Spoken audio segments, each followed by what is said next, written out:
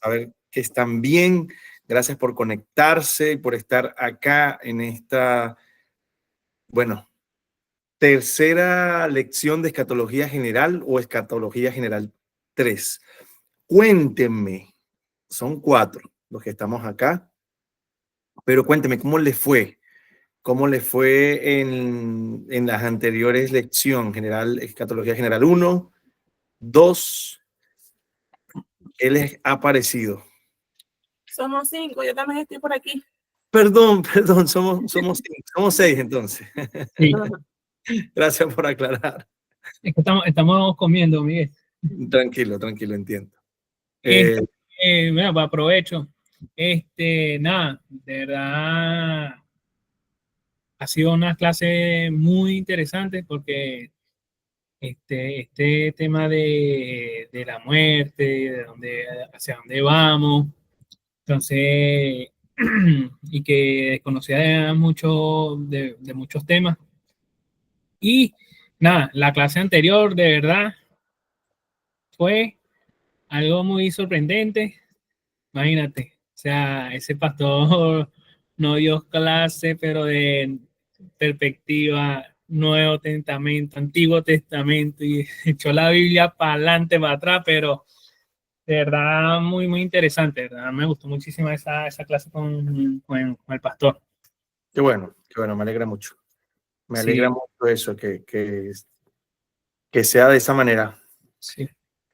Porque una de las preguntas que yo le hice, bueno, que la que mandé para el grupo, fue que ¿qué participación tenía Israel?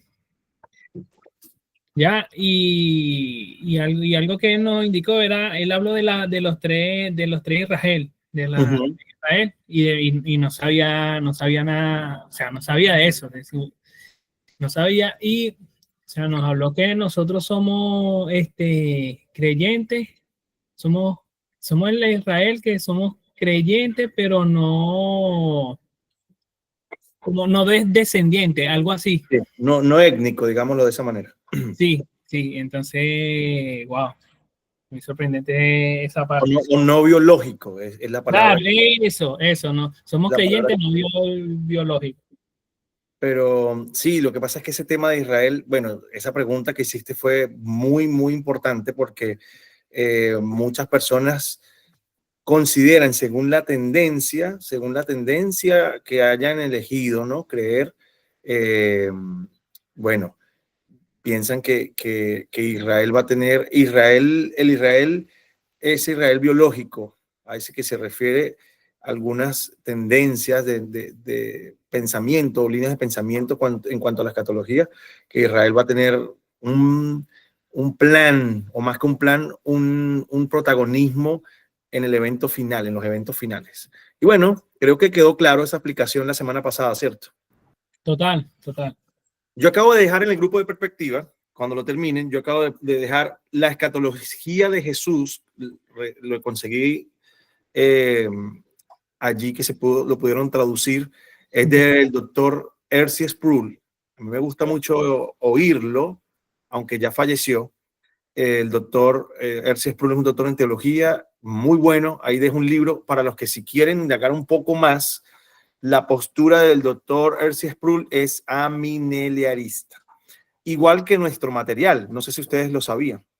No sé si el pastor César se lo comentó. Yo escuché también la clase, pero en algunos espacios se escuchaba muy, no sé, el audio como que quedó bajo y no se entendía, o era que donde yo lo estaba escuchando no lo pude comprender algunas cosas, Sí, pero tenía el micrófono, el audio muy bajo.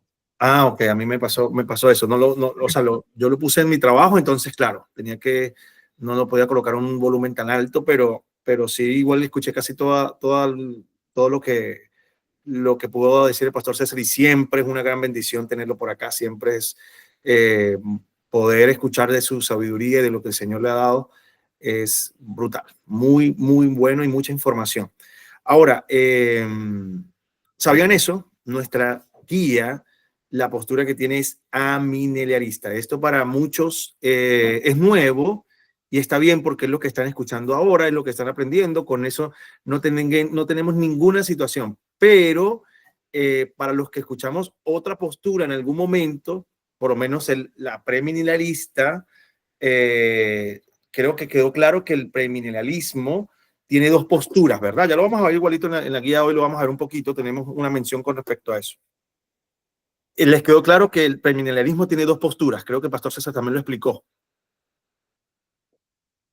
Si les quedó claro, dedito arriba, si no, yo los explico aquí rapidito porque también tengo la información, esa de la clase pasada. Sí, sí hablo de eso. Sí, ok. El premilenialismo tiene dos posturas, es el premilenialismo histórico y el premilenialismo dispensacionalista. El pastor César lo mencionó también. La diferencia entre uno y otro es que uno cree, el histórico cree que que la iglesia pasará por la gran tribulación y que no es necesario el plan la iglesia no interrumpe o no estorba el plan final. En cambio, el dispensacionalista cree que la iglesia necesita ser arrebatada o raptada para que se cumplan los eventos finales. O sea, la iglesia tiene que irse del plano terrenal. Es lo que piensa uno y otro. Yo, dentro de estos aspectos, son bastantes fuertes y de controversia. Es más, creo y estoy 100% seguro que uno, si quiere ver en una comunidad cristiana algún tema difícil, es tocar temas de los últimos tiempos, es tocar temas de escatología y de las tendencias que hay, que son tres, como les comentaba, y ya el pastor César lo ha mencionado, y todas de estas tendencias, la mayoría se definen a través del milenio.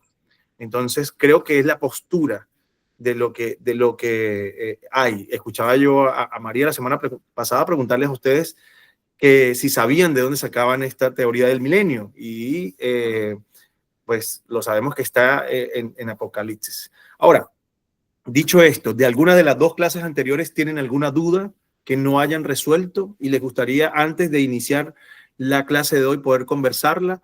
Ya que somos pocos, pudiésemos dejar esto por acá. Igual, esto es solamente no hemos iniciado, ya ahorita oramos para iniciar. Igual, no sé lo que los están viendo en diferido, si les quedó alguna duda.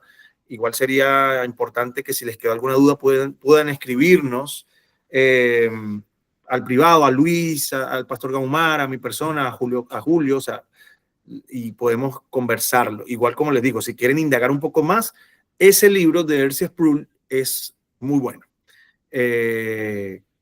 Cabe la aclaración que R.C. Sproul también tiene una postura amilenialista. Entonces, que es la postura de donde nosotros estamos conversando hasta ahora. Sin embargo, nosotros no lo hacemos con alguna intención de cambiar o juzgar alguna tendencia, ¿no?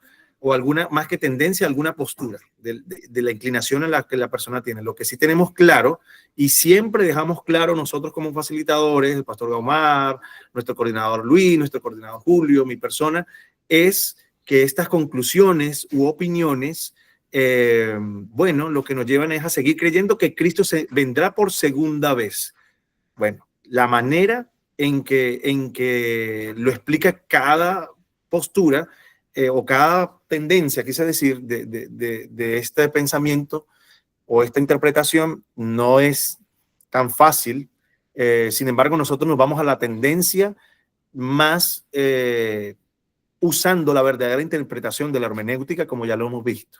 Y si usamos la verdadera interpretación, o la verdad, más que la verdadera, la interpretación correcta a través de la hermenéutica, nos vamos o nos inclinamos a lo que nuestro material, la guía nos está enseñando. A través de, más que una guía, es a través de estos pastores, maestros que se dedicaron por mucho tiempo a estudiar y a preparar un material que ahora nosotros tenemos un poco más condensado, que con ojos abiertos, quise decir, nuestros ojos espirituales abiertos y con una mente abierta, decididos a desaprender, podemos desaprender y aprender de lo que nos quiere enseñar el Señor a través de este material.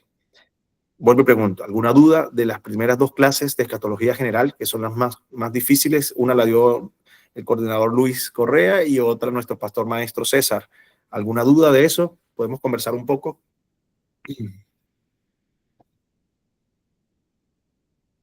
Todo correcto. Miguel, ajá. Ok. Te escucho, Marco. ¿Me escuchas, Miguelito? Ajá, ya va, déjame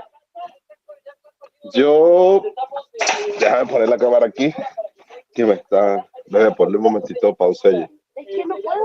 En una de las clases, o sea, a mí me gustó mucho las dos clases, pero una de las partes polémicas de las clases creo que es la parábola de las 10 vírgenes. Ok. En la parábola de las 10 vírgenes, recuerdo que, ojo, es como lo que estábamos hablando antes de entrar a clase, lo que nos enseñaba José Briceño, que a mí me gustaría saber qué postura tiene la iglesia, basándonos en lo que dijimos, no para juzgar ni para defender posturas. Claro. Pero en la parábola de los 10 vírgenes, muchos interpretan el tema espiritual de lo que es el aceite y eso. Y creo que lo reflejaron como que era la fe, que las lámparas encendían, que las que perdían, lo que perdían era la fe. Ok. Pero más adelante, que a mí me llama la atención y siempre me ha gustado esta parábola, dice que las que tenían su lámpara encendida le dicen a las otras que mejor vayan y compren aceite, para que ellas no les falte cuando estén. A nosotros nos enseñaron que es muy difícil o imposible que el aceite represente la fe o la unción, porque ni la fe ni la unción se pueden comprar. Entonces, quería saber un poco sobre, más que todo lo que tú que conoces y sabes bastante, qué opinión o qué postura tienes en cuanto a eso. Es solo saber, porque así fue que nos enseñaron a nosotros y yo me quedé con esa pequeña duda, pues. Mira, qué buena pregunta acabas de hacer. Me pones a pensar porque, claro, a nosotros, como tú lo comentas, se nos ha dicho que o hemos escuchado algunas explicaciones de este texto diciendo que el aceite puede ser el Espíritu Santo, ¿sí? Y se ha interpretado de esa manera. Algunos lo interpretan de esa manera. Pero nosotros ya hemos pasado por la doctrina de la gracia, y no la doctrina de la gracia tergiversada, sino la verdadera doctrina de la gracia. Ya hablamos de la llenura del Espíritu Santo, ya hablamos del bautizo del Espíritu Santo, y bueno, podemos entender desde ese punto que el aceite al que se refiere, quizás la interpretación correcta no sea ese Espíritu Santo, sino más bien sea otro tipo de interpretación. Ahora, cuando hablamos de esto, cuando hay textos que nosotros nos crean alguna controversia, hay que volver al original. Yo creo que, y con esto no estoy aludiendo tu pregunta ni la respuesta a la pregunta, sino más bien tratar de enseñarles a ustedes de que, y me incluyo en esto, porque a mí también hay cosas que yo leo y creo que se los comenté una vez en una clase. Una vez estaba preparando un tiempo con Dios cuando estábamos online. Tuve el privilegio de coordinar tiempo con Dios, de estar allí en cargo de enviar los videos y todo esto. Y yo estaba preparando mi tema y hace muchos años, los que son de la vieja guardia, existía un libro que se llamaba, le decían el petete, no sé por qué, pero tenía muchas concordancias bíblicas, muchos bosquejos, y uno iba ahí, bueno, y se ayudaba, ¿no? Además que con Biblias de estudio, que si la Thompson, la Biblia de estudio, bueno, lo que quiero decirles es que yo quise comenzar a preparar mi mensaje y lo estaba enfocando a un texto bíblico que en la Nueva Versión Internacional no existe, no está. Y para mí fue un choque cuando yo comienzo a leer y comienzo a buscar diferentes traducciones e interpretaciones y me doy cuenta que la Nueva Versión Internacional no existía. Y cuando dice abajo la Nueva Versión Internacional que esto fue añadido por el traductor, yo quedé más loco todavía porque yo siempre había creído en eso. ¿Qué quiero decir con esto?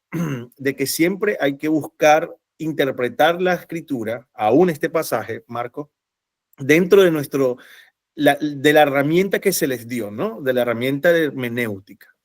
Yo escuchaba escucho muchos teólogos y escuchaba la semana pasada al pastor César y creo que fue muy, muy acertado todo lo que dijo. Y una de las cosas que nos aclaró es que hay que tener cuidado con la imaginación. Recuerda que lo vimos en hermenéutica en un momento, que el peor enemigo de la verdadera o de la buena interpretación es la imaginación. Entonces, si yo me pongo a imaginar con esta parábola de las 10 vírgenes, puedo decir que era eso, que era la fe, que era el aceite. Sin embargo, allí vemos varios símbolos, ¿no? El novio, vemos también el aceite, la vela, la lámpara, la llegada del novio. Entonces hay varios símbolos para interpretar.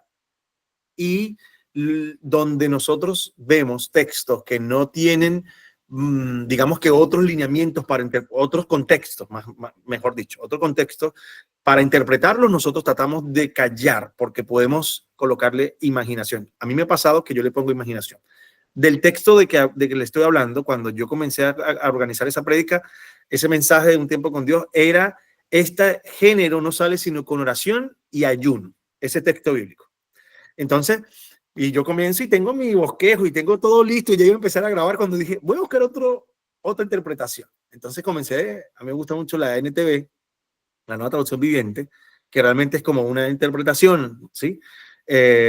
Y después fui a la Nueva Versión Internacional y cuando fui a buscar el texto en Nueva Versión Internacional no lo vas a encontrar, no aparece. Entonces yo quedé en 4 bloques y dije, no voy a hablar de esto, cambié mi mensaje, hablé de otra cosa, dije, porque, no puede ser que nos vayamos a contradecir con una traducción, un trabajo de interpretación y de traducción de una Biblia que está siendo muy conocida como la Nueva Versión Internacional.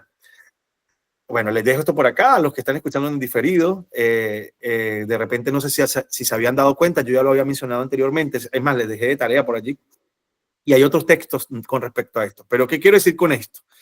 Con respecto a esto, cuando hablamos de esa fe, yo sé que la fe, dijiste, Marco, algo con respecto a la fe, ¿lo puedes repetir? Que la fe no se puede adquirir ni perder. No se puede, no se compra, no se puede comprar como tal, porque la parábola, lo que dicen las vírgenes es el tema de que mejor vayan y compren, no sea que a nosotros nos falte. Entonces, tampoco se puede compartir. Si hablamos de fe, no la puedo, si yo comparto mi fe, no me va a faltar. Ok. Entonces, cuando la interpretación dice que ese aceite, sí, algunos lo interpretan o se puede interpretar como fe, entonces no se refiere a esa fe, de repente sé que no la podemos negociar, no la podemos vender, no la podemos intercambiar, esa fe, pero se refiere a cuando las insensatas estaban sin aceite, a unas personas que profesan fe, pero sin verdadera preparación espiritual, ¿sí? O sea, una fe superficial, una relación sin Cristo, o esas personas que de repente no tienen esa fe genuina. Y cuando hablamos de esas personas prudentes, hablamos de esos creyentes que viven una fe activa, o sea, con una santidad y perseverancia, o sea, su fe está fundamentada genuinamente. Allí se puede dar esa interpretación. Creo que es lo que escuchaste con respecto a, ¿en qué clase fue? ¿En la de Luis o en la del pastor César? ¿Qué te quedó la duda? La de Luis, esa fue una de las primeras clases creo que fue la primera, creo que fue Luis. Sí, creo que fue el pastor Luis. Sí. Tuvo buena la clase. Igual les invito, sobre todo en esta parábola, que busquen el contexto cultural para que vean cómo eran las bodas en ese tiempo, para que tengan una idea más o menos de qué representan las 10 vírgenes y cómo eran las bodas en ese momento. Eso es buenísimo también. Sí, tal cual. Y bueno, lo que comentamos es, o sea, una vida de fe activa, es lo que lo hablamos, creo que lo hablamos también, lo hemos hablado, hablamos de que la llenura del Espíritu Santo se puede perder, se puede bajar, digámoslo, de nivel esa llenura, sin embargo, no el bautizo, ¿verdad? Eso lo he dicho varias veces y lo dejamos claro.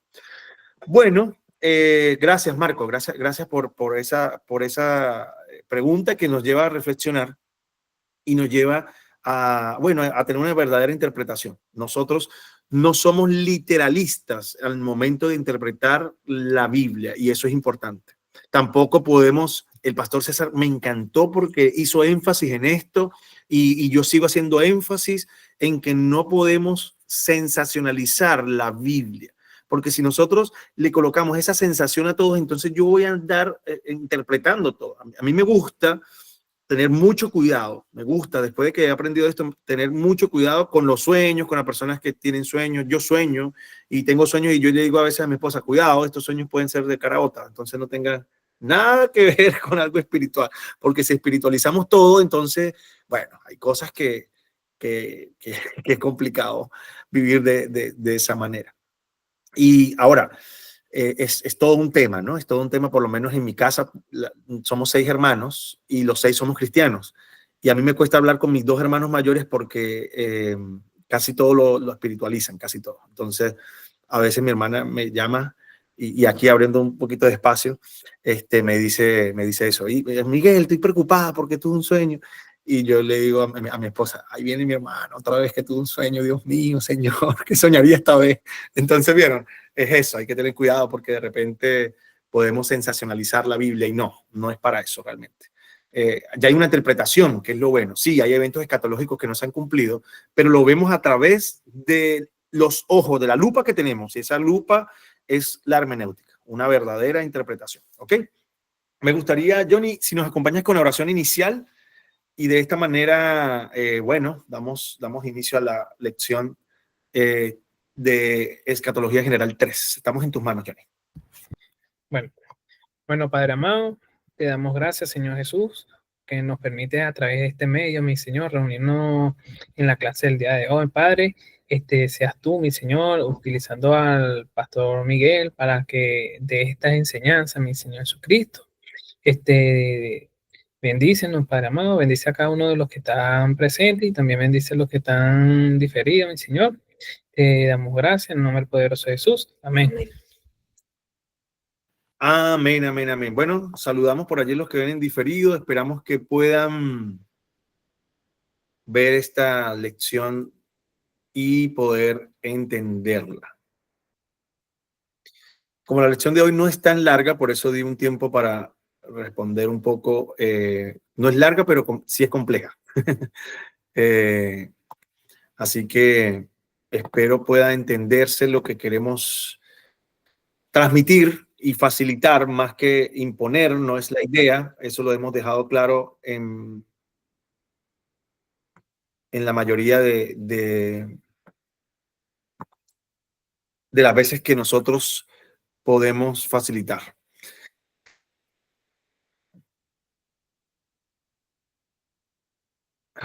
Okay. Escatología general. Estamos en esta parte número 3. Ya hablamos de el milenio. Ya tocamos esto en la clase pasada, o lo tocamos, mencionamos un poco de esto. Y cuando hablamos de escatología, ya lo hemos dicho desde que iniciamos, hablamos de los tiempos finales. Hablamos con respecto a ahora, tocamos este punto del premilenialismo. Y bueno, pero antes de conversar un poco de esto, vamos a entender que nosotros necesitamos en escatología y en esta parte de la número 3, necesitamos comprender la interpretación correcta de las escrituras, ¿sí? Y cuando hablamos de la interpretación correcta, hablamos que, bueno, que hoy necesitamos nosotros seguir entendiendo, ¿sí? Seguir entendiendo lo que es los tiempos finales, cuáles son los eventos claves en esos eventos finales, cuáles son los textos bíblicos también que son claves en estos eventos y que estamos esperando su cumplimiento. Y bueno, hoy continuamos hablando de estos eventos escatológicos con cada texto que corresponde a esa línea, y también vamos a valorar la sana interpretación de este texto, ¿sí? A ver, cuando hablamos de la sana interpretación, hablamos de que debemos de considerar los elementos escatológicos con sus textos correspondientes, y debemos de tener el paso hermenéutico, los pasos de que nos da la hermenéutica literaria. Ojo, cuando hablamos de literaria no es literalista. O sea, no nos tomamos, por ejemplo, donde dice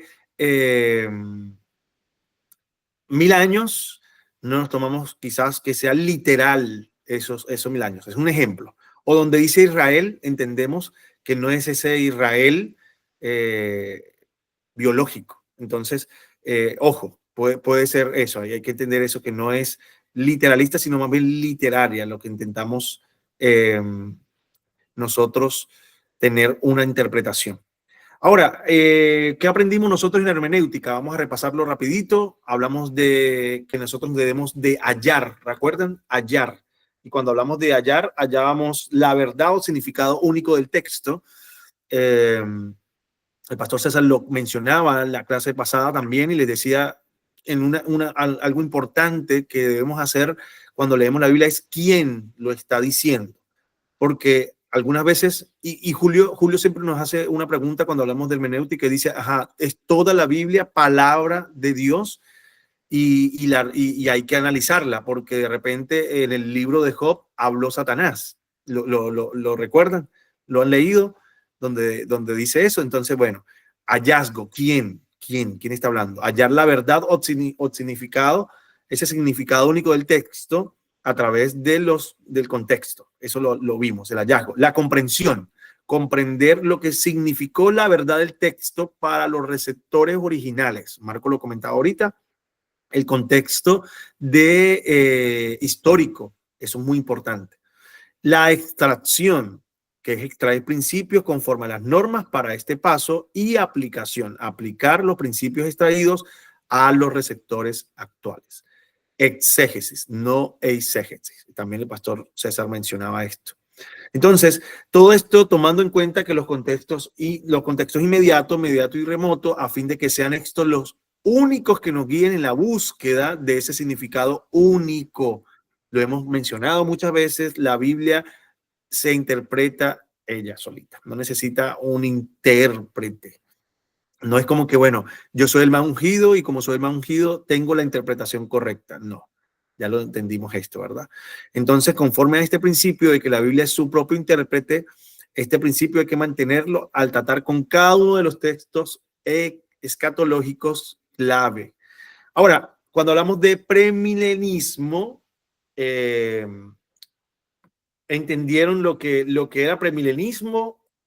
¿Sí? ¿Entendieron de esto o les gustaría que dé un breve repaso del premilenismo? Un breve repaso, Por favor. porque el pastor César habló tanto, o sea, claro, porque dio, o sea, para él explicar una cosa, dio otros tres, o sea, como que, o sea, para llegar a una cosa tenía que explicar unas cosas antes para poder llegar ahí. Claro. Bueno, a ver, hablemos de esto. Premilenismo. Ya sabemos que esto es un texto que encontramos en Apocalipsis y, bueno, donde habla del milenio. Si quieren lo buscamos. ¿Ustedes lo pudieron leer la semana pasada o no? No recuerdo. No, ok. Entonces, ya se lo voy a mencionar antes de hablar del premilenismo. Bueno, hablando del premilenismo, hay varias posturas con respecto a esto. Y hay 3 posturas. Se los voy a compartir el versículo por acá. Pueden buscar Apocalipsis 20, por favor. Ahí aparece. Busquemos Apocalipsis 20 y allí lo van a conseguir.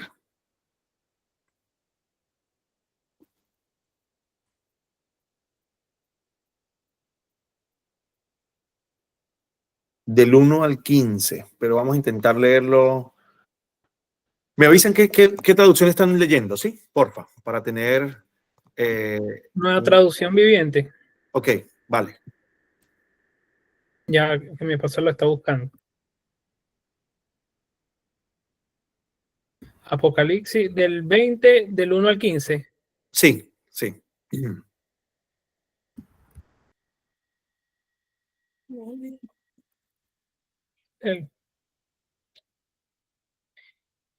dice los 1000 años. Luego vi a un ángel que bajaba del cielo con la llave del abismo sin fondo y una pesada cadena en la mano. Sujetó con fuerza al dragón, la serpiente antigua, quien es el diablo, Satanás, y lo encadenó por 1000 años. Y el ángel lo lanzó al abismo sin fondo y lo encerró con llave para que Satanás no pudiera engañar más a las naciones hasta que se cumplieran los 1000 años. Pasado este tiempo, debe ser soltado por un poco de tiempo. Después vi tronos y los que estaban sentados en ellos habían recibido autoridad para juzgar. Vi las almas de aquellos que habían sido decapitados por dar testimonio acerca de Jesús y proclamar la palabra de Dios. Ellos no habían adorado a la bestia ni a su estatua, ni habían aceptado su marca en la frente o en las manos. Volvieron a la vida y reinaron con Cristo durante 1000 años. Esta es la primera resurrección. El resto de los muertos no volvieron a la vida hasta que se cumplieron los 1000 años. Benditos y santos son aquellos que forman parte de la primera resurrección, porque la segunda muerte no tiene ningún poder sobre ellos, sino que serán sacerdotes de Dios y de Cristo, y reinarán con él durante 1000 años. Bueno, de allí sale la teoría del milenio, ¿sí? Yeah. Sale la teoría. Ahí está la base bíblica, Apocalipsis 20. Pero recuerde que Apocalipsis 20 no lo debemos de interpretar de forma literal. Hay cosas que Apocalipsis nos da como cosas, hay símbolos y hay otras que nosotros interpretamos de manera literaria, más no literal. O sea, no caemos en el literalismo de interpretarla tal cual. Si dice 1000 años, entonces son 1000 años tal cual. Ahora, dentro de esta postura del milenio existen tres opiniones, digámoslo de esa manera. El premilenialismo, que cree que Cristo, el reinado de Cristo, va a ser en la tierra 1000 años después de la segunda venida. Esto se cree así, ¿sí? Es prácticamente, en conclusión, eso es lo que cree el premilenialismo. En un reinado literal de 1000 años. El amilenialismo no es literal, sino es simbólico. Y este reinado representa el tiempo actual entre la primera y la segunda venida de Cristo, ¿sí? Y en el postmilenialismo, que es la tercera tendencia, el milenio es un periodo no necesariamente de 1000 años, sino que es el periodo en el que el evangelio triunfa y la sociedad progresa antes de la segunda venida. Esas son las tres líneas de pensamiento en cuanto a esto. Y allí hay textos claves, cada quien tiene su postura. Las posturas más fuertes, es poco, o aunque la postura del postmilenarismo también existe, las posturas o digamos que las tendencias o las inclinaciones hacia estos pensamientos, las más fuertes son el amilenialismo y el premilenialismo. Dentro del o como lo dice aquí, premilenismo, está el premilenialismo histórico o el premilenialismo dispensacional. El pastor César escuché que nombró parte de las dispensaciones. Entonces la dispensación empezaba con las dispensaciones de la inocencia, la dispensación bueno, son 7. Estamos en la época de la iglesia, según el premilenialismo dispensacional, según. Entonces, son 7 dispensaciones, como que el mundo fue en una línea de tiempo dividido en dispensaciones, según lo que Dios iba haciendo. Y ellos lo dividen de esa manera. Aquí el punto importante es la segunda venida de Cristo. Y la segunda venida de Cristo en el premilenialismo ocurre antes del milenio, o sea, es un premilenio, ¿vieron? Ocurre antes del milenio. Y esa segunda venida de Cristo es como fraccionada, de una forma oculta, con el zarpazo, el arrebatamiento en el aire, donde se lleva a la iglesia para que no entorpezca, y la iglesia no pasa por la gran tribulación, sino que se va al aire y después de la gran tribulación desciende y reina con Cristo 1000 años. Esto cree el premilenialismo. El amilenialismo ocurre, la segunda venida de Cristo ocurre después de este tiempo simbólico entre la venida de Cristo, su primera venida, y la segunda venida de Cristo. ¿Qué quiere decir esto? Que desde que Cristo murió y resucitó, nosotros entendemos que él esperamos que están ocurriendo los 1000 años, ¿sí? Y que estamos esperando la segunda venida de Cristo. En el postmilenialismo se cree que el evangelio transforma al mundo gradualmente. Hay una paz creciente, una justicia ante la venida de Cristo. Y si lo analizamos profundamente, las señales del fin es totalmente contrario a lo que cree que quizás el postmilenialismo, porque vemos que la decadencia moral, la decadencia social, la decadencia en cuanto a la fe, son algo que cada día más se agranda, y estos son señales de los tiempos finales, ¿sí? A eso me refiero. Ahora, hay tendencias, ¿verdad? Hay tendencias con respecto a esto, con respecto al arrebatamiento, algunos le llaman rapto, arrebatamiento. Hay tendencias con respecto a la gran tribulación, hay tendencias con respecto al reinado de Cristo acá en la tierra durante esos 1000 años. Entonces, eso es el milenio. Y el milenio, como le digo, hay 3 opiniones o 3 conclusiones, y esas opiniones son pre, a y pos. Entonces, cuando veamos una antes de una palabra, sabe que estamos como eliminando, ¿no? Como que no se cree en ese milenio, o más que un milenio, entendemos que es simbólico, que no es literal. El premilenialismo o los premilenialistas creen en que ese 1000 años son literales. Y el post también, bueno, cree también que es simbólico, pero que el evangelio es el que va a hacer que gradualmente se llegue a eso. No sé si quedó claro o los confundí más. Ya. Tú dices ya que vas, o sea, primero viene la parte del pre. Ajá. Después, que esa es la parte del arrebatamiento. Sí, el premilenialismo, el premilenismo. Y eso es lo que va a suceder primero. No, te estoy dando la postura, no lo que yo creo. Okay. Te estoy dando la postura de esa tendencia o de ese pensamiento, esa inclinación de opinión. El premilenialismo cree en el reino literal de Jesús, que son 1000 años acá en la tierra, después de su segunda venida, una segunda venida secreta o fraccionada en 2 partes. Entonces, sinceramente, si me permiten dar mi opinión, yo en ninguna parte de la Biblia veo que hable de 2 venidas o de 3 venidas de Cristo. Una en pañales para crecer, desarrollar, morir y resucitar. Otra para arrebatar a su iglesia y reinar con su iglesia en el aire y después venir a reinar 1000 años. No lo veo así. No lo veo la interpretación correcta. Y el pastor César creo que fue muy enfático en demostrarlo a través de lo que pudo dar la semana pasada. Si nosotros interpretamos segunda de Tesalonicenses, si leemos Mateo 24 y leemos todos los textos claves ya como para avanzar en el tema de hoy, y lo interpretamos de la manera correcta, que podemos hacerlo, creo que nos da un tiempito para podemos hacerlo y desglosar los versículos, dice que Él vendrá en gloria, mas no dice que vendrá como su segunda venida será fraccionada.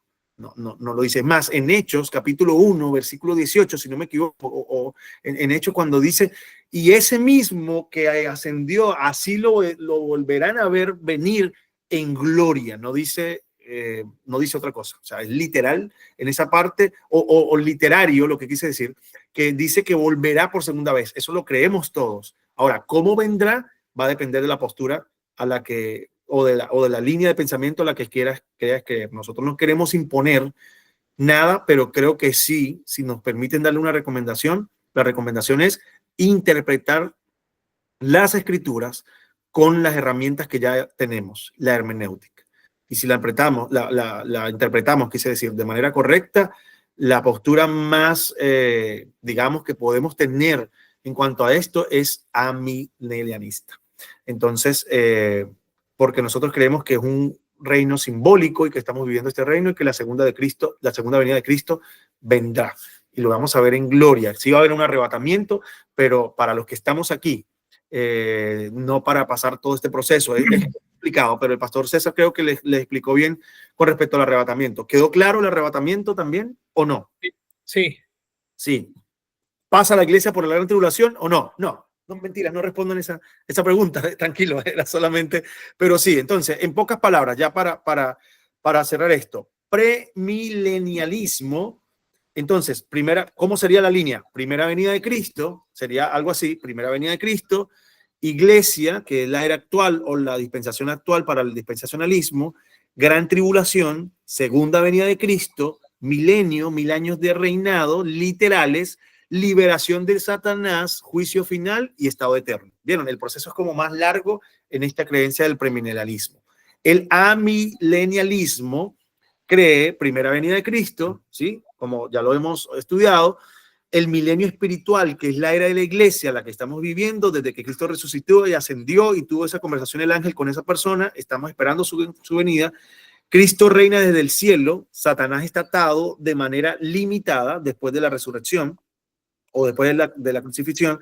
Segunda venida de Cristo, resurrección más juicio final y estado eterno. Eso a modo de línea, así muy condensado, es lo que se cree. Y el postmilenialismo, entonces tenemos la primera venida de Cristo, progreso del evangelio, y ese progreso del evangelio, la expansión del reino, el mundo es transformado a través del evangelio, aumenta la justicia y la paz, viene el milenio, pero no es un milenio literal, sino un tiempo de victoria cristiana, y la segunda venida de Cristo, juicio final y estado eterno. Esos son a modo grosso lo que creen las tres líneas de pensamiento. Wow, aquí, o sea, voy con lo que tú me estás hablando, voy aquí siguiendo lo que tú compartiste de la guía, pero es mucha información. O sea, estoy aquí leyendo es justamente esa parte del postmilenialismo y claro, no lo puedo decir ahorita porque aquí el autor habla de varios puntos, ¿verdad? Dice que el postmilenialismo es un defensor de postmilenialismo contemporáneo, presenta varias características de este punto de vista. La primera es que el reino mesiánico fue fundado en la tierra durante el ministerio terrenal de Cristo. En cumplimiento de la profecía del Antiguo Testamento, la iglesia del Nuevo Testamento se convierte en el Israel transformado, el Israel de Dios, del cual Pablo habla en Gálatas 6:16. Después dice la segunda característica es que el reino es esencialmente redentor y espiritual en lugar de político y físico. La tercera característica es que el reino ejercerá una influencia sociocultural transformadora en la historia. Aquí dice que el autor Gretzky cita a otro autor acá y dice: el distintivo esencial del postmilenialismo es su expectativa derivada de las escrituras, las expectativas seguras de la prosperidad del evangelio para la iglesia durante la era actual. Sí. Pero sigue con más. Después dice la cuarta característica es que el reino del Cristo se expandirá gradualmente en el tiempo y en la tierra. Esto se logrará no sin el poder real de Cristo como rey. Sí, bueno, son tendencias o son escuelas, digámoslo mejor así, son escuelas, cada uno con un lineamiento muy fuerte, con bases bíblicas y que ha creado divisiones realmente. Divisiones de pensamiento o de líneas de interpretación. Y bueno, hay que tener cuidado. Nosotros lo damos con todo el respeto porque entendemos que hay posturas, que hay inclinación hacia una u otra escuela o una u otra opinión, pero el punto acá es entender y comprender que Cristo vendrá por segunda vez. Creo que es el punto medular y que nosotros le estamos esperando. Como le digo, nuestra tendencia y la tendencia que tenemos en cuanto al material es amilenialista. ¿Por qué? Le voy a dar el por qué. Porque interpretando correctamente las escrituras, esa escuela es la que más nos da una interpretación correcta. Entonces, yo fui en un momento creyente y expositor del premilenismo. Ahora, estudiándolo más profundamente, me doy cuenta que en algunos momentos tuve algunos errores de interpretación y que seguí esa escuela porque, bueno, creo que lo comprendí. John Nelson Darby es la persona que ayudó a esta interpretación del premilenismo, y una Biblia fue muy conocida porque una Biblia de estudio lo difundió y comenzó a difundir esta tendencia o esta escuela del premilenismo. O sea, el premilenismo no es que sea tan antiguo, realmente es una escuela que interpreta los tiempos finales de hace un tiempo para acá, de hace unos cuantos cientos de años. Entonces, bueno, dicho esto, voy a lo que nos dice con respecto a esto, el del premilenismo. Cuando hablamos del premilenismo, esta escuela cree que Israel existió a través de los siglos desde Abraham, mientras que la iglesia existe desde este presente siglo, o sea, a partir de Jesucristo. En cambio, la Biblia, cuando la interpretamos, Cristo es nuestra paz, que de ambos pueblos, judíos y gentiles, hizo uno, derribando la pared intermedia de separación. Y esto lo confirma Efesios capítulo 2, versículo 14. La escritura, previendo que Dios había de justificar por la fe a los gentiles, dio de antemano la buena nueva a Abraham, diciendo: en ti serán benditas todas las naciones, todas. De modo que los de la fe son bendecidos con el creyente Abraham.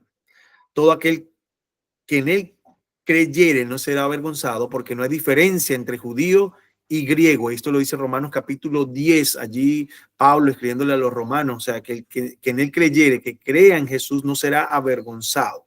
Ahora, hablamos del rapto o el traslado de la iglesia dentro del premilenismo, ante la necesidad de que en el sistema teológico premilenialista, dispensacionalista, son palabras fuertes, yo sé que nos pueden confundir, pero la iglesia fuera quitada, debería ser quitada en esta línea, en esta escuela, este pensamiento, para que Dios reanudara su relación con la nación de Israel. ¿Vieron? Ese es como el propósito. Entonces la iglesia tiene que ser quitada, arrebatada, según ellos, según esta escuela, y se introdujo la enseñanza de una venida secreta de Cristo por los santos, o un traslado, un rapto. La palabra aquí en 2 Tesalonicenses 2 es zarpazo, que es la palabra original, y que lo que tiene que ser quitado para que se manifieste el hombre de pecado es la iglesia. Y esto lo dice Dwight Pentecost. Entonces, solo cuando la iglesia, el templo, sea quitado, este ministerio de impedimento cesará y la iniquidad producirá al inicuo. De esta manera, el ministerio del que impide, que continuará mientras su templo esté en la tierra. Entonces, como que, ¿qué quiere decir esto? Esto es una persona que lo escribe en Eventos del Porvenir, en una interpretación de esta escuela premilenialista, y dice que la iglesia debe ser quitada para que se desarrolle el resto de eventos escatológicos, según esta escuela, según este pensamiento. Así, disculpa, o sea, se desatará como una batalla. Mira, yo del tema del premilenialismo, ¿Ya?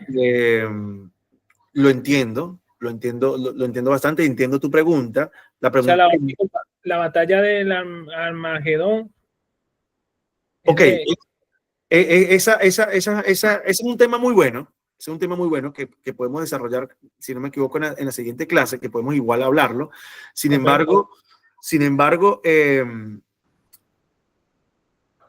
cuando conversamos de esto, que quiero volver a dejarlo claro, estoy hablando de las escuelas, ¿sí? Estoy hablando de las escuelas. Y en este momento la guía lo que va a hacer, o el material que ustedes tienen allí en sus manos, o que ya se les envió, quiere hacer la comparación entre lo que dice el premilenialismo y lo que la Biblia dice de la manera que debería ser interpretada correctamente.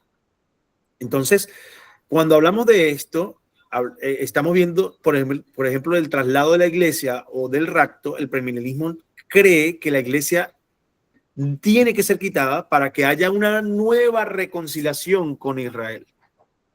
Y eso es lo que se cree. Entonces, claro, a nosotros nosotros como que lo estudiamos en algún momento o lo escuchamos y eso se nos quedó porque fue la tendencia más fuerte, es el premilenialismo, en algún momento lo fue.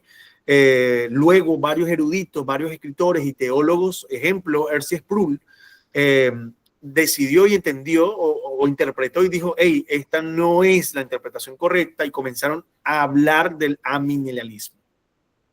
Debido a que se dieron cuenta de que habían algunos textos que no tenían esa línea de interpretación.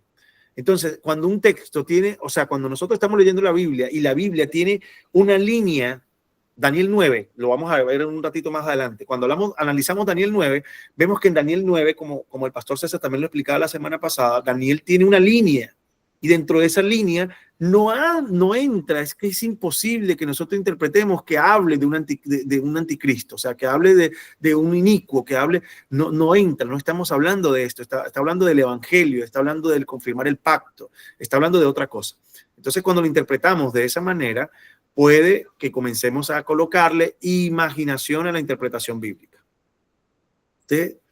Yo les entiendo, porque yo cuando estudié esto también me puso, y usted dirá, pero ¿esto con qué se come? ¿Para qué sirve? Esto como la química y la física que en algún momento vi en el colegio y jamás en la vida volví a usarla. Bueno, pero lo hablamos igual, lo conversamos porque entendemos que la escatología es necesaria conversar en la iglesia, es necesario saber de los tiempos finales y entender también que, bueno, que necesitamos tener una fe activa. Cuando hablamos de esta fe activa es eso, esperamos al Señor activamente. No es que como ahora no entendemos de esto un poco más, bueno, nosotros ya no creemos que Cristo venga, creo que está muy lejos todavía, entonces yo me voy a relajar. No. Entendemos lo que la palabra del Señor dice. Ahora, ¿qué dice la Biblia en una interpretación con respecto al arrebatamiento según el premilenialismo? ¿Qué dice la Biblia? Dice, lo que impide que el hombre de pecado se manifieste es lo mismo que impide que venga la apostasía, sin la cual él no puede funcionar. Y lo que detiene a la apostasía es la sana enseñanza de la palabra o de la verdad. Entonces, Satanás tiene que introducir sus falsos maestros para apartar el oído de la verdad. Y entonces poder manifestar sin impedimento, introduciendo un espíritu extraño con extrañas manifestaciones. Nunca puede ser separado la verdad y el Espíritu Santo. Así que lo que lo detiene es la palabra y quien lo detiene es el Espíritu Santo. Toda iglesia que se haga apóstata pierde la palabra y el Espíritu. Eso nosotros entendemos, ¿sí? Lo comprendemos ahora. Toda iglesia que pierde la palabra o la sana enseñanza de la palabra y pierde automáticamente también el Espíritu. ¿Por qué? Porque se hace apóstata, o sea, apóstata de la fe. Si es apóstata de la fe, comienza a hacer otras cosas, a tergiversar la palabra, a cambiar algunas dogmas o creencias de la fe cristiana y comienza a introducir nuevas tendencias, nuevos hábitos. Puede ser de muchas maneras, ¿sabes? Pueden ser de muchas maneras como esto se esconda dentro de algunas sectas. Voy a decir sectas porque realmente son sectas. Ahora, dicho esto, si queda alguna duda del arrebatamiento, podemos hablarlo con más calma, podemos conversarlo. Yo igual voy a dejar algunos textos que podemos analizarlo, que podemos verlo. Segunda Tesalonicenses 2 es clave para poder interpretarlo. Creo que lo leyeron la semana pasada y si no lo leyeron, volvemos a leerlo. Leámoslo, por favor. Segunda Tesalonicenses 2. Allí habla del arrebatamiento. Segunda de Tesalonicenses 2. Por favor, alguien que me ayude. Veo por allí a Subalí, Santiago, Jade, si alguno de ustedes lo puede buscar. Genial. Claro. ¿Qué versículo? Segunda Tesalonicenses 2.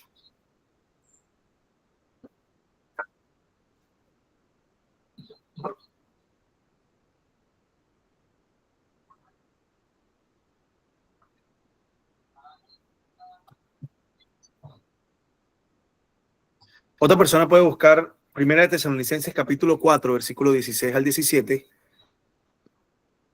Y me decía Santiago, ¿lo tienes? Sí, yo tengo Segunda de Tesalonicenses. ¿Ok? Y otra persona me va a buscar Mateo 24, 30 al 31. Vamos a leer esos tres eventos claves con respecto al arrebatamiento para que hablemos de esto y no lo pasemos tan rápido, ¿sí? Bien. ¿De qué versículo era? O lee el 4, 16, 17 mejor. Primera de Tesalonicenses 4, 16, 17. Leamos ese mejor, porfa. Ok. Primera de Tesalonicenses 4:17. 16 y 17. 4, 16 y 17. Bien. ¿Y Mateo cuánto? Mateo 24, 30 al 31. O sea, 30 y 31. Listo, lo tengo. Lo Bien. tengo en una traducción viviente. Perfecto. Dice, pues el Señor mismo descenderá del cielo con un grito de mando, con voz de arcángel y con el llamado de trompeta de Dios.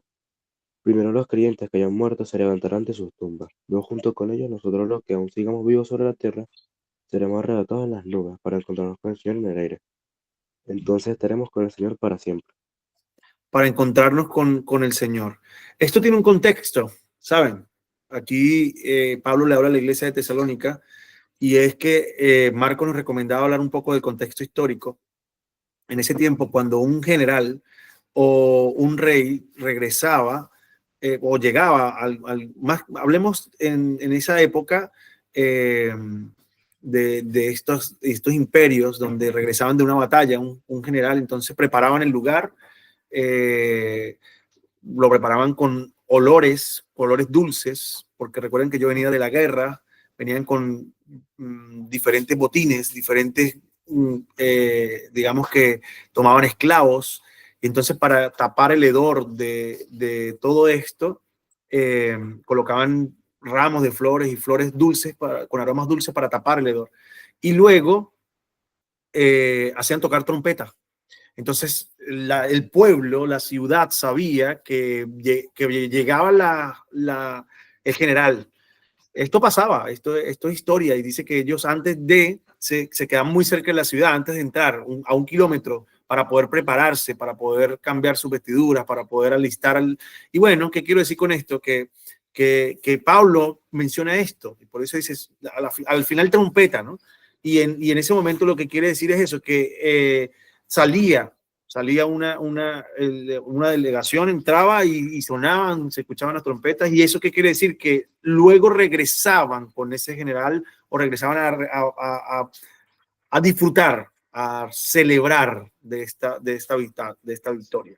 Entonces, cuando hablamos de que los creyentes serán arrebatados para recibir al Señor en el aire, se señala que la palabra griega para recibir acá es apantesis, apantesis. Y esto se usaba en la antigüedad cuando, lo que le comentaba, una delegación salía a recibir un rey o un general y luego volvía con él, o sea, a celebrar. Por lo tanto, la iglesia no escapa de la tierra, sino que sale a recibir a Cristo para acompañarle en su retorno triunfal al establecer el juicio y la consumación final. Eso es lo que vemos allí como interpretación. Nosotros en esta palabra de Tesalonicenses vamos a ser arrebatados para recibir al Señor en el aire, pero venimos con Él. O sea, como que le recibimos y después todos salimos con Él a celebrar, a recibir a Cristo para acompañarlo en ese retorno triunfal. Eso es lo que nosotros podemos interpretar, o Pablo quiso decir. Entonces la tribulación puede ser eso, ¿no? Bueno, hablamos del rapto porque viene una tribulación. La tribulación no es un periodo separado futurista. La tribulación es parte de la experiencia normal de la iglesia a lo largo de la historia. Nosotros pasamos por diferentes procesos, pasamos por tribulación, y esto pasa en el proceso de la iglesia. Durante toda la iglesia ha pasado diferentes procesos de tribulación. Ahora, tenemos Mateo por allí, por favor, lo leemos. Sí, yo lo tengo. Por favor. Y entonces por fin, ¿alguien más está hablando? Bueno. Allá. Y entonces por fin aparecerá en los cielos la señal de que el Hijo del Hombre viene, y habrá un profundo lamento entre todos los pueblos de la tierra. Verán al Hijo del Hombre venir en las nubes del cielo con poder y gran gloria. Enviará a sus ángeles con un potente toque de trompeta y reunirán a los elegidos de todas partes del mundo, desde los extremos más lejanos de la tierra y del cielo. Sí.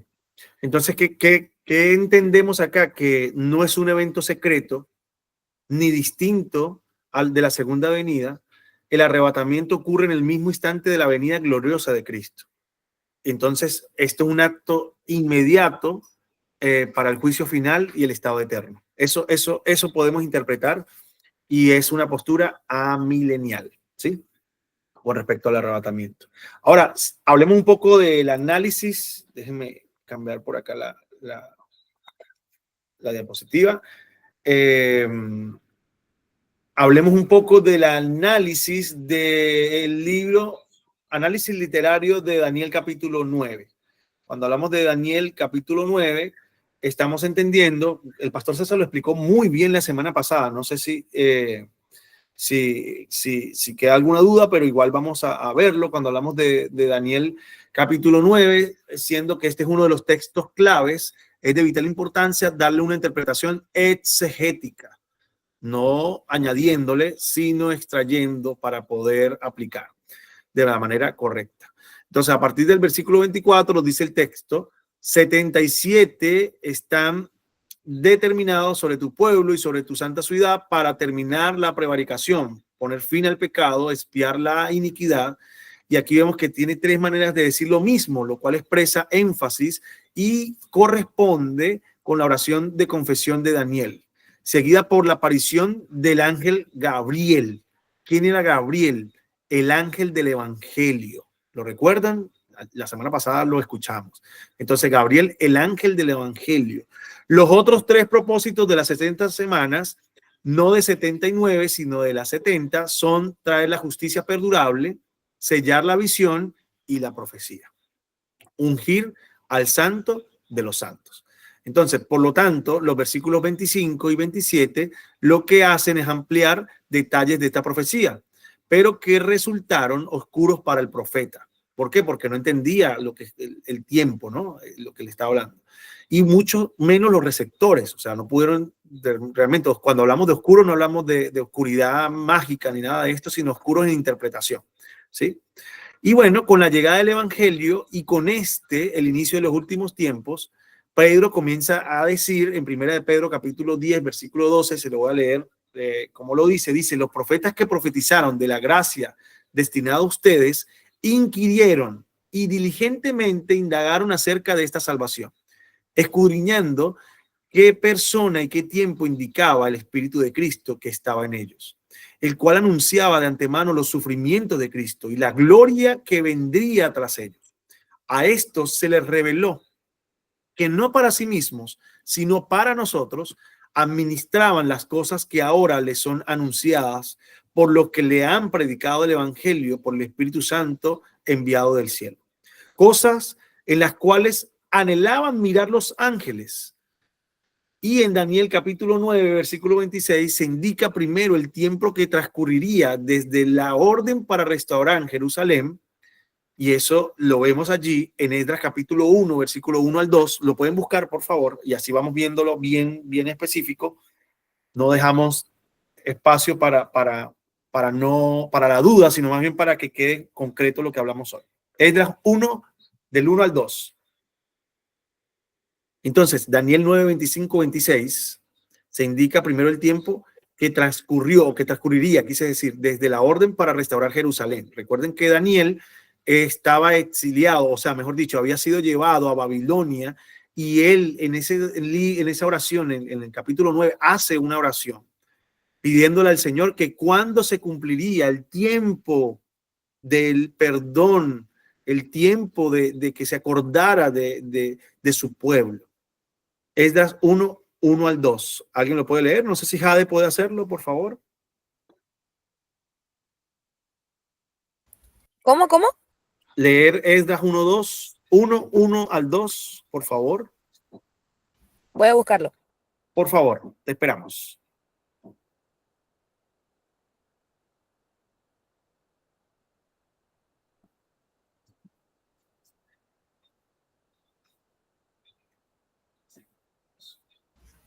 Ajá, listo. Versículo del 1 al 2. Sí, por favor. Ya. Dice, Ciro permite el regreso de los desterrados. En el primer año de Ciro, rey de Persia, el Señor cumplió la profecía que había dado por medio de Jeremías. movió el corazón de Ciro a poner por escrito el siguiente edicto y enviarlo a todo el reino. Esto dice Ciro, rey de Persia: el Señor, Dios del cielo, me ha dado todos los reinos de la tierra. Me encargó de construirle un templo en Jerusalén que está en Judá. Eso dice. Okay. Vieron que allí vemos que hay un orden para restaurar Jerusalén y hay un tiempo. ¿Recuerdan cuando leímos Daniel? Daniel, ¿qué libro, qué profeta estaba leyendo el profeta Daniel? ¿Qué otro profeta estaba leyendo?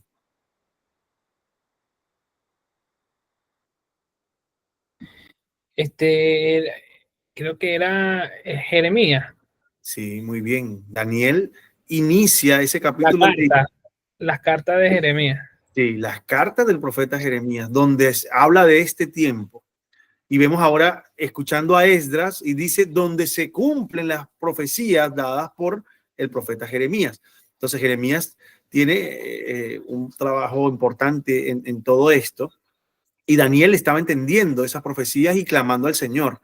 Entonces, en estos versículos, vemos que el versículo, seguimos interpretando Daniel 9, el 25 y 26, hay una manifestación, y esa manifestación es la manifestación del Mesías, cuando se cumplió el cuarto propósito, ungir al santo de los santos. Y esto ocurrió cuando fue bautizado y descendió sobre él el Espíritu Santo. O sea que cada paso de lo que está diciendo se ha cumplido en el Evangelio. Ahora, sabe pues y entiende que desde la salida de la orden para restaurar y edificar a Jerusalén hasta el Mesías príncipe habrá 7 semanas. ¿Sí? Lo leímos también, se leyó la semana pasada, y 72 semanas. Y después de las 72 semanas, es decir, la semana 70, se quitará la vida al Mesías. Esto se cumplió en la ciudad de Daniel, en la ciudad de Jerusalén, lo que dice Daniel capítulo o versículo 24. En cuanto a la semana 70, dice la primera parte del versículo 27, y por otra semana confirmará el pacto con muchos, y a la mitad de la semana hará cesar el sacrificio y la ofrenda. Eso también nos quedó claro, que cesó cuando murió murió Cristo. ¿Se rompió qué? ¿Qué se rasgó? El velo. Eso, muy bien. Se rasgó el velo y cesó el sacrificio continuo. Entonces, esto también se cumple en Cristo. Está hablando del Evangelio. A la mitad de la semana hará cesar el sacrificio y la ofrenda.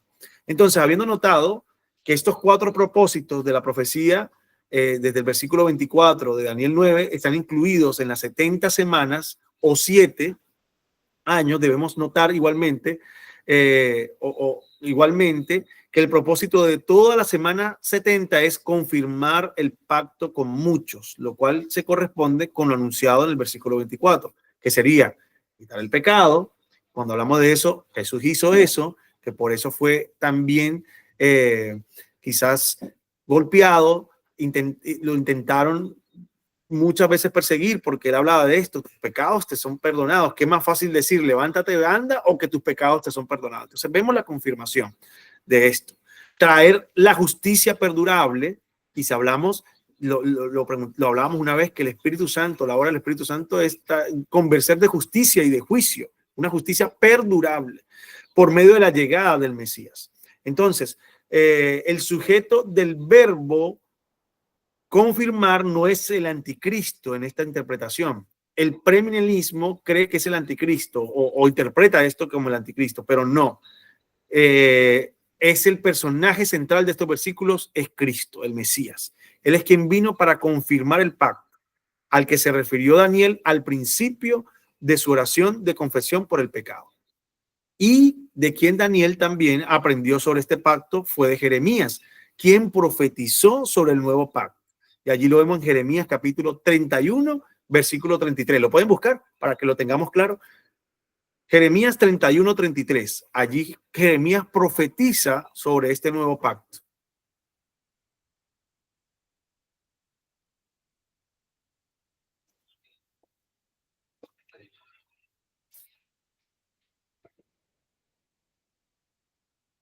A ver, el que lo tenga puede leerlo, por favor.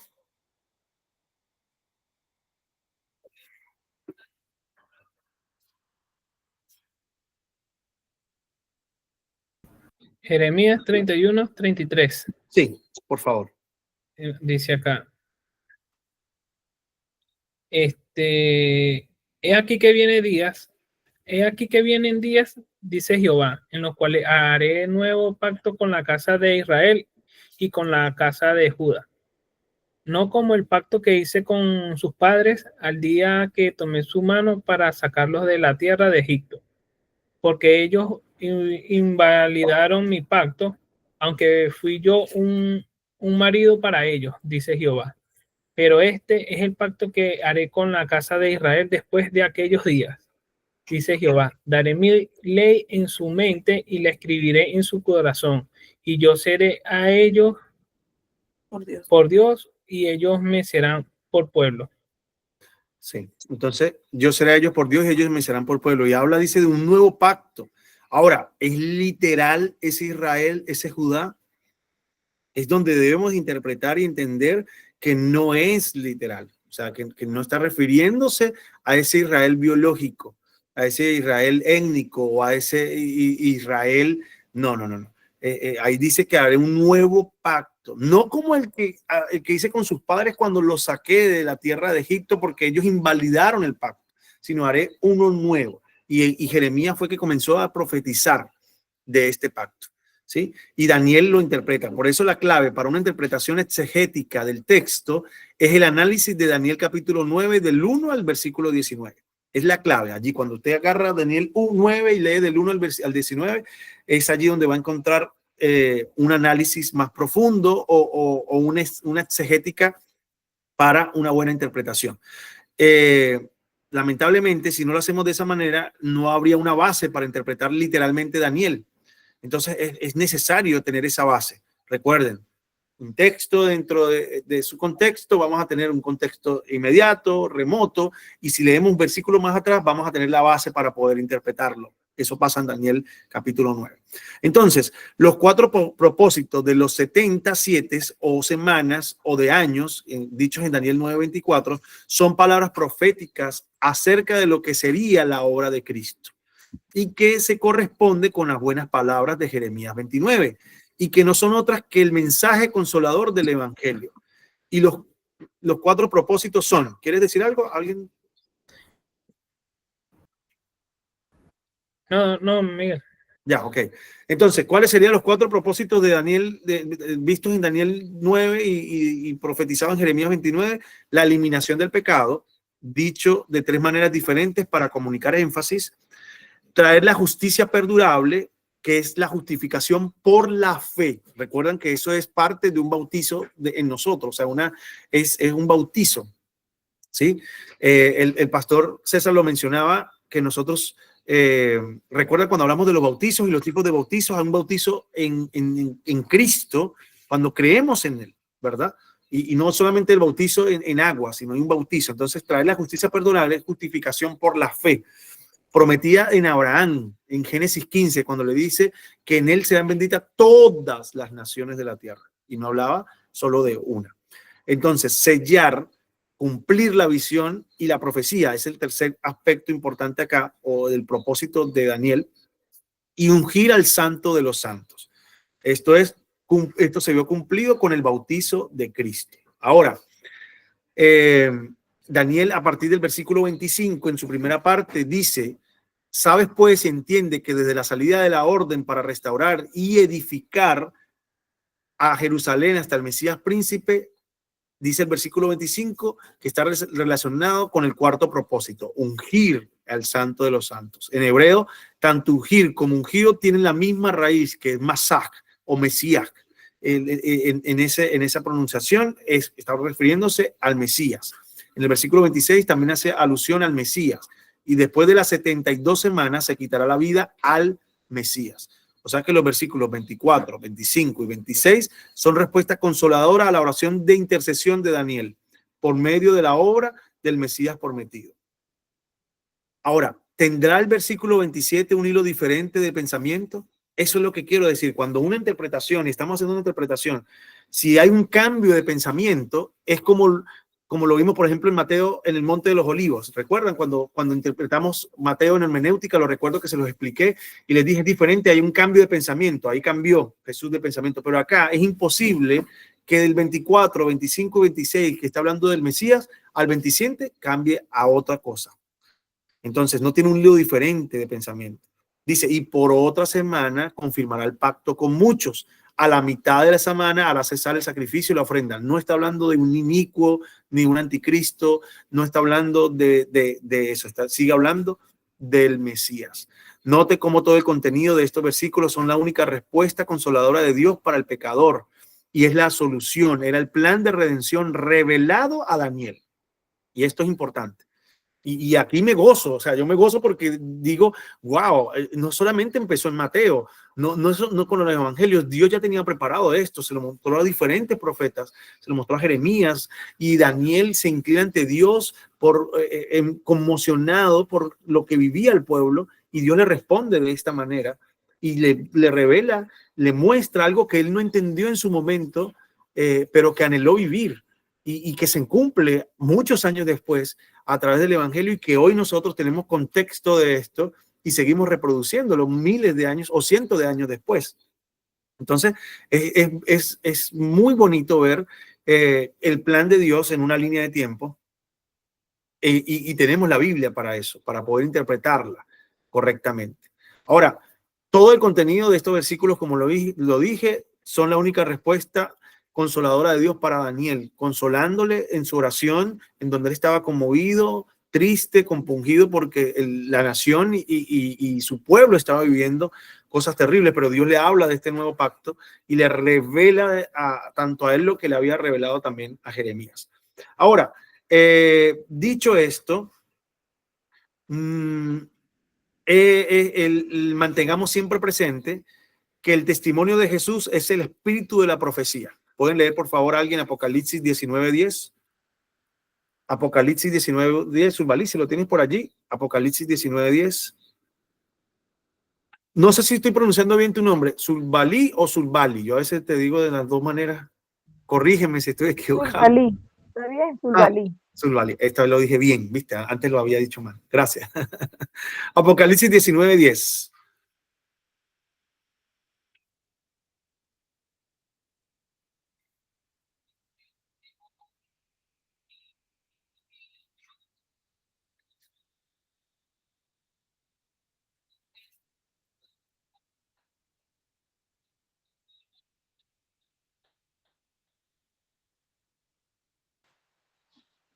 Listo. Yo me postré a sus pies para adorarle. Y él me dijo, mira, no lo hagas. Yo soy consiervo tuyo y de tus hermanos que retienen el testimonio de Jesús. Adora a Dios porque el testimonio de Jesús es el espíritu de la profecía. Bien, entonces, el testimonio de Jesús es el espíritu de la profecía. ¿Qué quiere decir esto? Que se profetizó de Jesús desde el Antiguo Testamento. Y allí está hablando de el Mesías. ¿Ok? Bueno, y la respuesta a esto es que, bueno, esta escuela, este sistema premilenialista necesitaba ver en esta semana o en estos 7 años el tiempo de la gran tribulación, y por eso se le impone al texto, escuche esto, que el sujeto del verbo confirmar es el anticristo, quien supuestamente hará un pacto con Israel, y dentro de estos 7 años habrá ese periodo de tribulación. Y como el texto, la semana 70 está dividida en 2 mitades, entonces 3 años y medio, cada una de ahí surgen las variantes del premilenismo dispensacional, llamadas pretribulaciones o mitad de tribulación, o mid-tribulacionistas o post-tribulacionistas. Entonces, dependiendo de si interpretan que Cristo vendría antes, en medio o después de la tribulación. Pero, como lo acabo de mencionar, esto se le está imponiendo al texto, no es una interpretación exegética. Así que sería más bien una eisegesis, ¿cierto? La división de la semana 70. Conversemos de esto un poco. División de la semana 70. Cuando hablamos de esta división de la semana 70, debemos mencionar claramente. A la mitad de la semana hará cesar el sacrificio y la ofrenda. Se sabe que desde el bautismo de Cristo hasta la cruz, que es el acto con el que Dios puso fin a los sacrificios y ofrenda de la dispensación del Antiguo Testamento, hubo 3 años aproximadamente, ¿sí? Se dice eso. Ahora, a la luz de esta profecía, nosotros entendemos y ahora sabemos que fueron 3 años y medio, desde ese momento del bautismo de Cristo hasta la cruz, ¿sí? Así que esta primera mitad de la semana 70 ya tuvo cumplimiento en la historia. Ya esta semana se cumplió. La segunda mitad, que es la que de repente nosotros podemos tener alguna interpretación también. Bueno, en la segunda mitad de esta semana 70, ¿dónde quedan esa segunda mitad o esos 3 años y medio? ¿Dónde queda? Viendo que la segunda mitad de la semana tiene el mismo propósito de la primera mitad, confirmar el pacto con muchos. Escuchen esto, confirmar el pacto con muchos. Es el propósito de la primera mitad y de la segunda mitad. ¿Qué quiere decir esto? Que confirmar el pacto con muchos, ya hemos aprendido o aprendiendo, que si un término se repite en un mismo texto y no hay indicación de que su significado cambie, entonces sigue significando lo mismo. No deberíamos de cambiarlo porque tiene una línea de interpretación. Entonces, ¿quién es el ángel Gabriel? ¿Quién está hablando? Con Gabriel. ¿Quién? El ángel Gabriel, el ángel del Evangelio. Y si él menciona el pacto y no lo especifica, es porque Daniel sabía de qué tipo de pacto estaba hablando el ángel Gabriel. Entonces, al principio de su oración de confesión, esa confesión de Daniel, dice, oré al Señor, mi Dios, e hice confesión diciendo, ahora Señor, Dios grande, donde él reclama esta profecía, o más que reclama, quito esa palabra, menciona esta profecía al Señor, le dice, Dios grande, digno de ser temido, que guardas el pacto. Entonces Daniel está mencionando aquí que guardas el pacto.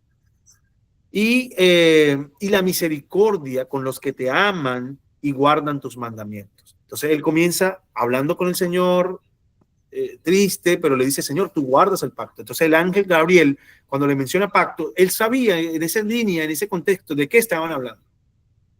Y al ir al contexto remoto, a la carta de Daniel, vemos que él al principio leyó donde el profeta Jeremías habla de un nuevo pacto, lo acabamos de leer. Entonces vemos que también está relacionado al perdón de pecados, versículo 34 de Jeremías, habla del perdón de pecados. Por eso Daniel lo cita para apoyar su oración de confesión de pecado. La oración de Daniel es una oración de confesión, pidiendo perdón por sus pecados. ¿Vieron? Entonces todo como que ahora sí tiene una interpretación más lógica. Jeremías 31, Daniel capítulo 9, y entonces vemos que lo que Daniel sigue hablando con Dios es, Señor, aquí la problemática que nos aleja de ti, que nos mete en problemas y que nos hace alejarnos y además sufrir consecuencias es el pecado. ¿Cómo vamos a solucionar esto? Necesitamos que nos perdones y recuerda el pacto que guardas perpetuamente y tras generaciones para aquellos que te aman y que guardan tus mandamientos. Entonces la respuesta es todo lo que hemos visto, los 4 propósitos. Esos 4 propósitos, como lo mencioné, eran la eliminación del pecado, la justicia perdurable, sellar y cumplir la visión profética y ungir al santo de los santos. Y eso está allí. Entonces, ¿qué pasa con esa, ya para dar la respuesta, qué pasa con esos 3 años y medio o con esa otra mitad de semana que falta? Entonces, esos son justamente 3 años y medio y 42 semanas o 1260 días.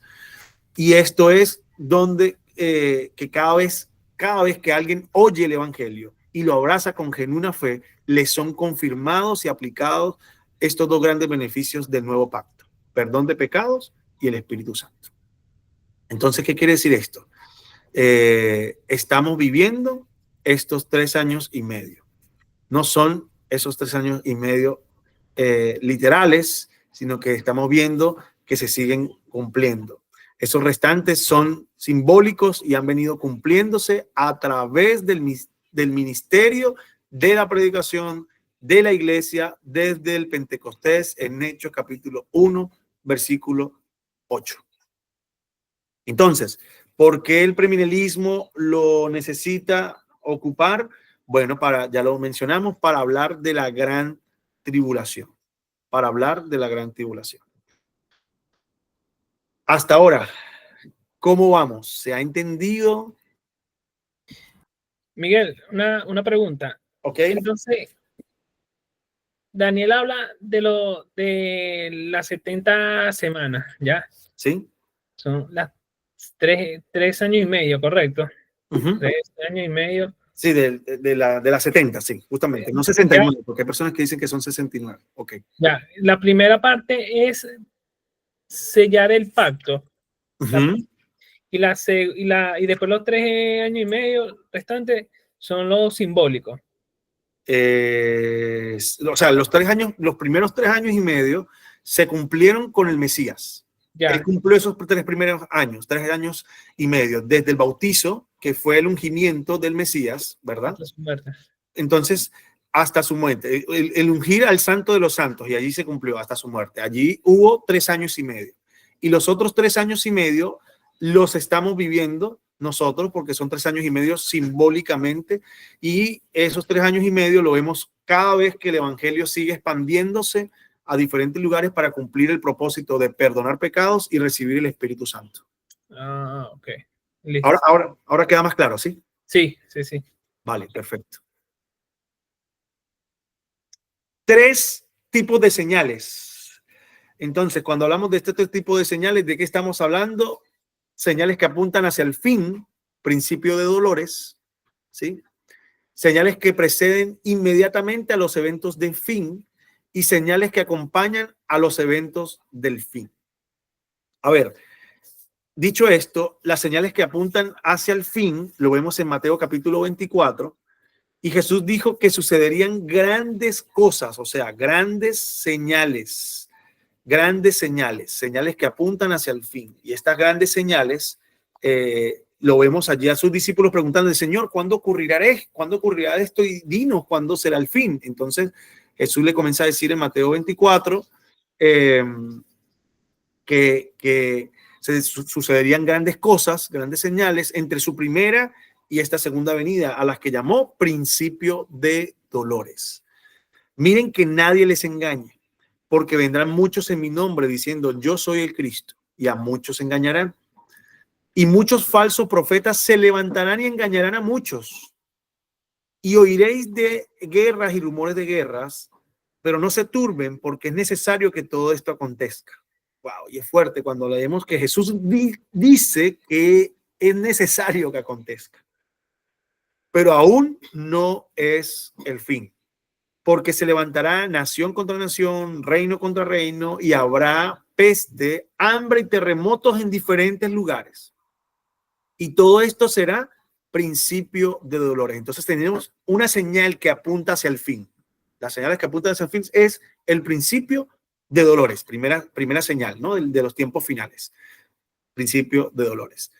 Y se levantarán falsos cristos, falsos profetas, y harán grandes señales y prodigios, de tal manera que engañarán, si fuere posible, aún a los escogidos. Y eso ha pasado y sigue pasando. Grandes sectas, se levantan falsos maestros, falsos profetas, interpretan la Biblia a su manera, a su antojo, y mucho de esto que dice allí, mucho de esto que dice Jesús, que aún intentarán y harán grandes señales y prodigios, yo con todo el respeto, pero le pongo un paréntesis bien grande y coloco ahí sensacionalismo, ¿sí? Ahí lo coloco, cuando dice señales y prodigios, porque el sensacionalismo nos puede desviar de la mirada correcta, hacia el Señor me refiero, ¿sí? Y podemos a través del sensacionalismo desviarnos y colocar la mirada en un hombre e idealizarlo. Y sabemos que eso es contra natura, o sea, no es la naturaleza de nuestra fe, idealizar a un hombre. Y eso lo dice Jesús, principio de dolores.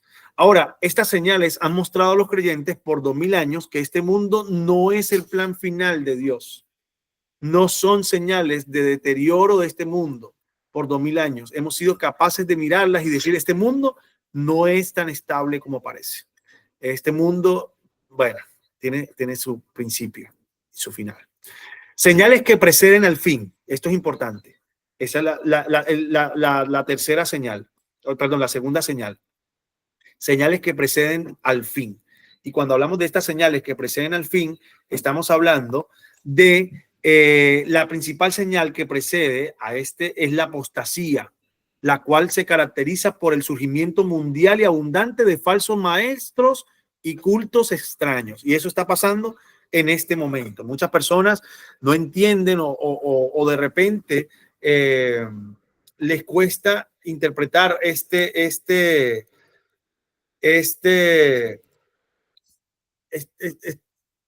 palabra, y la apostasía es la renuncia o abandono o rechazo formal y voluntario de una fe. O sea, cuando hablamos de apostasía, hablamos de que esa apostasía es algo que yo renuncio voluntario y de forma, la rechazo realmente a una fe que ya ha llegado a mi corazón. Entonces, una persona que comete apostasía es un apóstata. Y este término es utilizado principalmente en un contexto donde nosotros lo podemos ver en tiempo del fin. Entonces, cuando hablamos en los tiempos del fin, esa señal que precede al fin es la apostasía. Y se levantará la apostasía. Segunda Tesalonicenses capítulo 2. Ahí sí está claro. Lo podemos leer por allí. Creo que nos quedan 9 minutos y creo que nos da tiempo para leerlo. Así que ya estoy terminando. Podemos leerlo, por favor. Segunda Tesalonicenses capítulo 2. Es la principal señal, muchachos, que precede al fin, la apostasía. ¿Y cómo lo vemos? A través del surgimiento mundial y abundantes falsos maestros y cultos extraños. Y hoy vemos muchos cultos extraños. Hoy vemos iglesias rockeras, o no, más que iglesias, o sea, comunidades que creen que de esa manera, a través del rock, a través de comunidades homosexuales, o sea, todo esto es terrible. Acá en la ciudad donde yo me encuentro, hay un lugar donde le llaman como que Cristo Pop y permiten cualquier cosa, cualquier creencia, cualquier forma de ser. Aquí no se viene a juzgar, dicen en ese lugar, sino más bien es como un movimiento ecuménico donde se reciben de muchos lugares. La idea es tener como un espacio para todos, porque Jesús nos ama a todos tal cual somos. No importa tu criterio, tu identidad sexual, no importa tu criterio religioso, tus dogmas, tus creencias, y eso sabemos que no es una interpretación correcta de la Biblia. Son cultos extraños, ¿sí? ¿Alguien lo tiene? Segunda Tesalonicenses 2. Lo tengo yo. Por favor, Johnny. Dice aquí, el hombre malvado. Cuando nuestro Señor Jesucristo regrese, nosotros nos reuniremos con Él. Por eso les rogamos, hermanos, que no se dejen confundir tan fácilmente.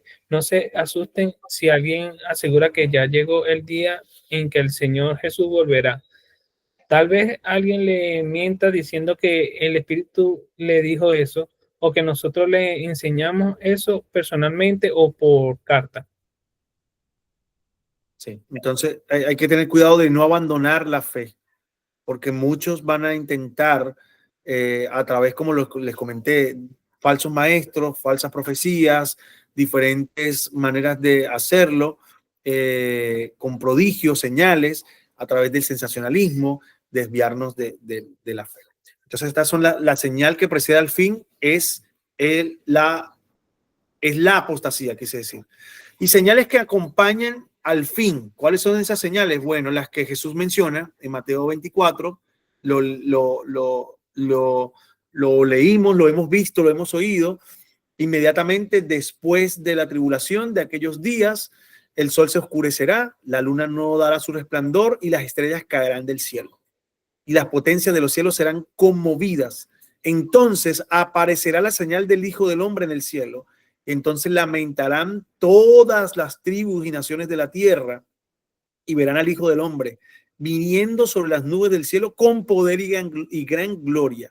y enviarán sus ángeles con gran voz de trompeta y juntarán a sus escogidos de los cuatro vientos desde un extremo del cielo hasta el otro. ¿Vieron? Un arrebatamiento, pero para venir con él, para reinar, o sea, para celebrar con él, para venir junto a él.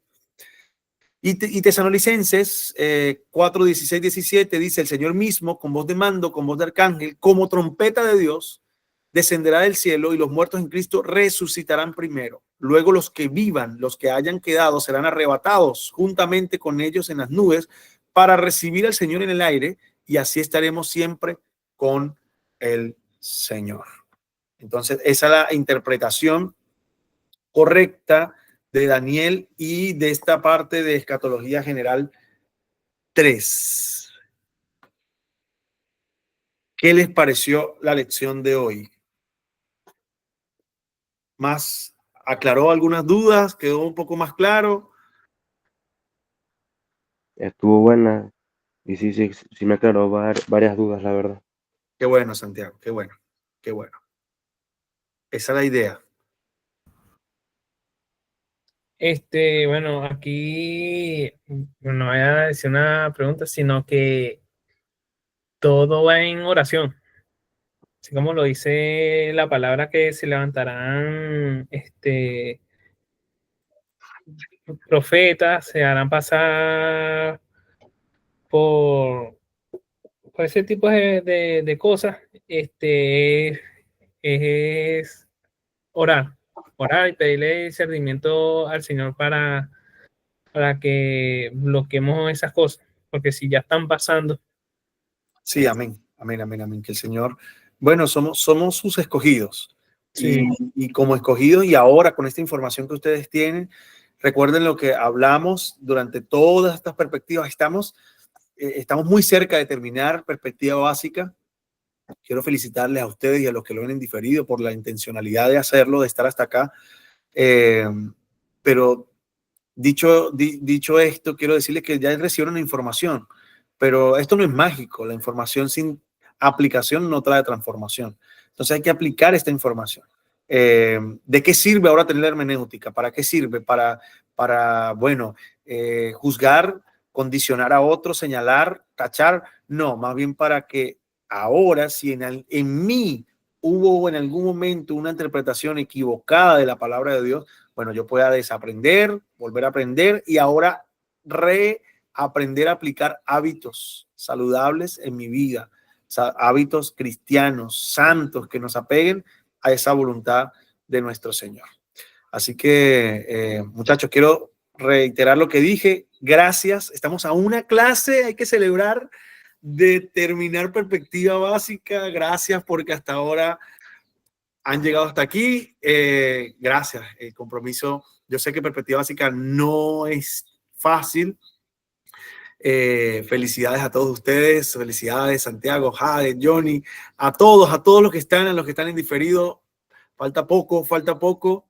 Y nos vemos y nos vamos a ver allí en esa graduación de perspectiva básica, en donde más que graduar es celebrar junto a ustedes este gran acontecimiento de poder pasar por perspectiva. Les aseguro que el Nuevo Testamento es hermoso, es un poco menos complejo que perspectiva, porque perspectiva es muchas cosas que nos explotan en la cabeza, pero el Nuevo Testamento es hermoso. Yo amo el Nuevo Testamento, me gusta mucho. Cuando vi el Nuevo Testamento quedé enamorado del Nuevo Testamento y siento que es otra cosa, es ver ya con los ojos de Jesús, es ver el amor de los evangelios, es ver cada interpretación, cada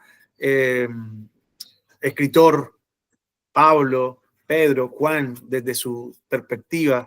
Es muy bello hacerlo, así que les animo a que continúen en perspectiva hacia el Nuevo Testamento, perspectiva avanzada, el Nuevo Testamento. De esta nos falta una sola semana, la van a volver a ver conmigo, así que nos vemos la próxima semana una vez más y culminamos perspectiva básica. Yo lo celebro con ustedes. Muchas gracias por tanto compromiso. Fueron 4 ciclos rudos, de muchas asignaciones, pero ustedes son unos valientes. Gracias por eso, por tanto compromiso. ¿Les parece si oramos? Se nos acabó el tiempo, tomamos la fotito y de esta manera estaríamos despedidos. ¿Les parece? ¿Quién quiere orar? ¿Alguno de ustedes quiere orar?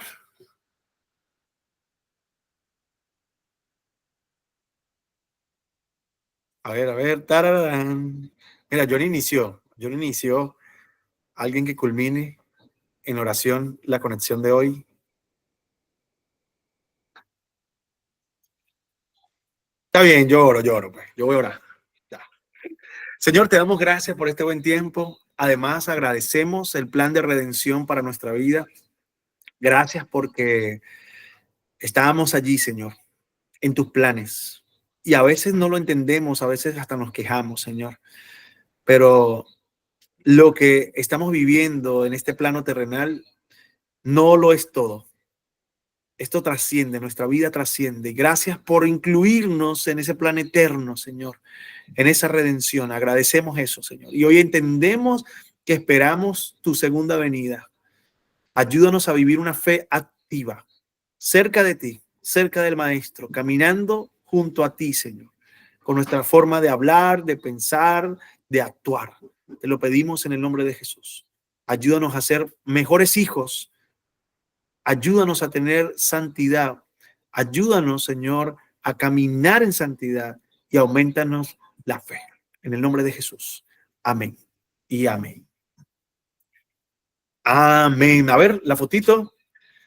A la cuenta de 3 nos tomamos la fotito. A ver, acomódense por allí. Eso. Genial. 1, 2 y 3. Vale, gracias. Muchas gracias. Bendiciones. Que descansen. Buenas noches, que Chao, descansen. buenas noches. Vale, Chao. gracias. Un abrazo. Bendiciones. Igual, chao.